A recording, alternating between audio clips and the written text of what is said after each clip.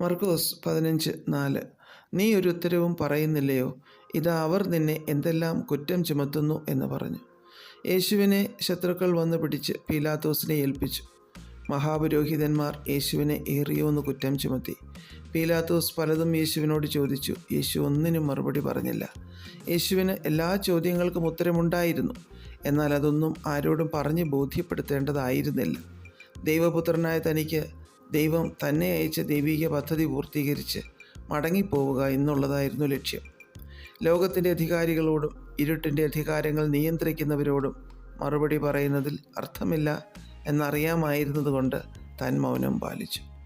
സങ്കീർത്തനം 38:13 ദാവീദ് പ്രവചനാത്മാവിൽ പറഞ്ഞിരിക്കുന്നു, എങ്കിലും ഞാൻ ചെകിടനെ പോലെ കേൾക്കാതെയിരുന്നു, വായ് തുറക്കാതെ ഊമനെ പോലെ ആയിരുന്നു എന്ന്. പ്രവചനങ്ങളുടെ പൂർത്തീകരണത്തിനായി ദൈവപുത്രൻ മൗനമായിരുന്നു.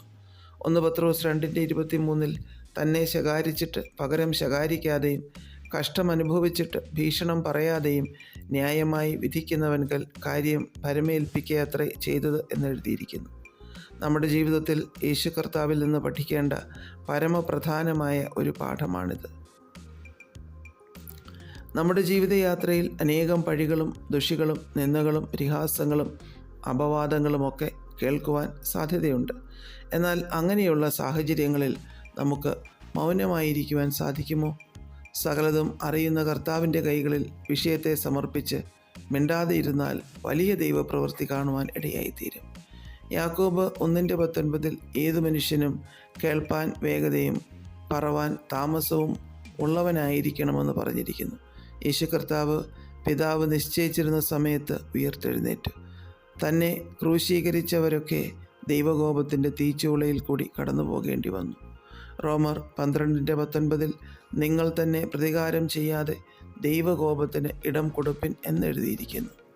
നമ്മെ നിർദാക്ഷിണ്യം പകയ്ക്കുന്നവരെ, പരിഹസിക്കുന്നവരെ, ദ്രോഹിക്കുന്നവരെ നമുക്ക് ദൈവകരങ്ങളിലേക്ക് കൊടുക്കാം.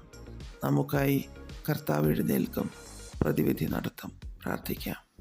പ്രിയപിതാവേ, മൗനമായിരിക്കേണ്ടയിടത്ത് മൗനമായിരിക്കുവാൻ ഞങ്ങൾക്ക് കൃപ നൽകണമേ. യേശു ക്രിസ്തുവിൻ്റെ നാമത്തിൽ ആമേൻ.